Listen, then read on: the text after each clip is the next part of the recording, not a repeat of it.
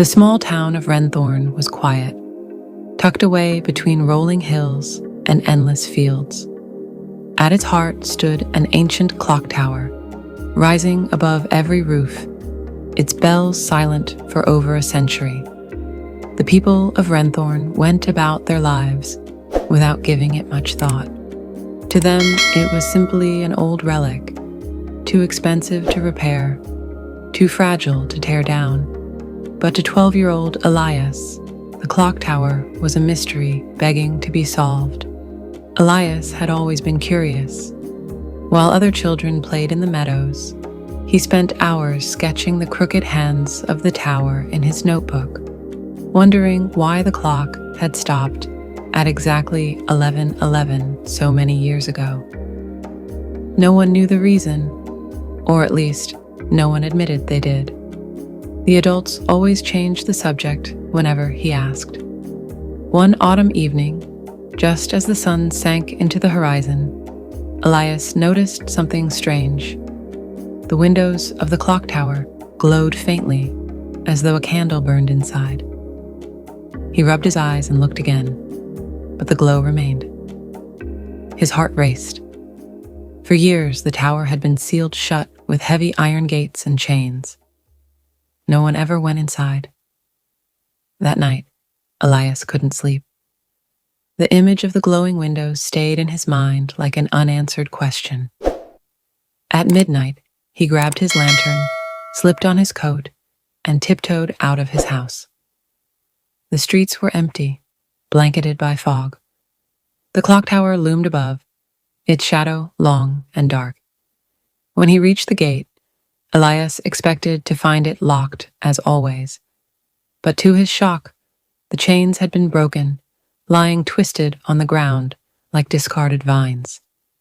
The door creaked open with a sound that echoed across the silent square. Inside, the air was thick with dust. The wooden stairs spiraled upward into darkness. Elias lifted his lantern and began to climb. Each step groaned beneath his feet, and with every turn, the glow above grew brighter. His curiosity battled against his fear, but something inside urged him on.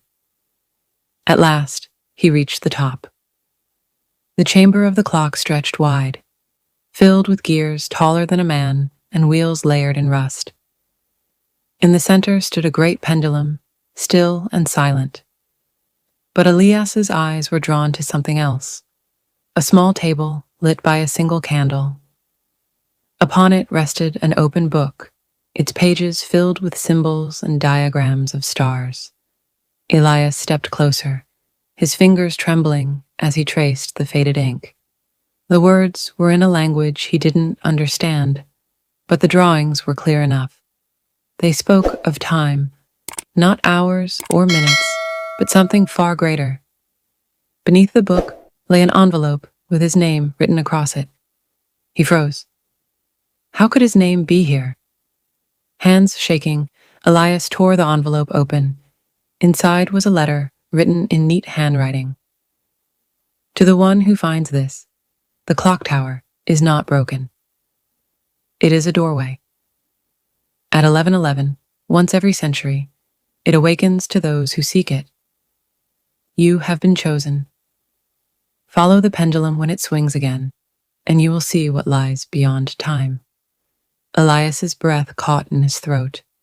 The words made no sense, yet deep inside, he felt they were true.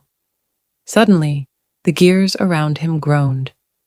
The rusted wheels began to turn, dust raining down from the ceiling.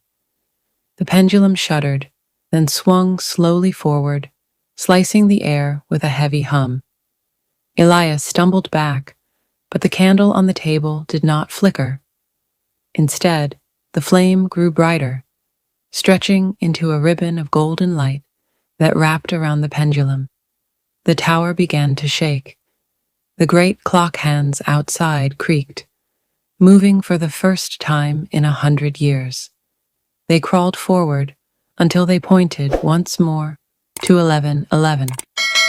In that instant, everything changed. The room dissolved into a sky full of stars. Elias floated weightless, the clock tower gone. Before him stretched a river of light, flowing endlessly across the heavens. Time itself seemed to shimmer in the current.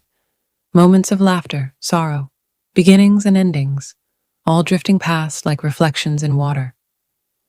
A voice echoed all around him, calm and ancient.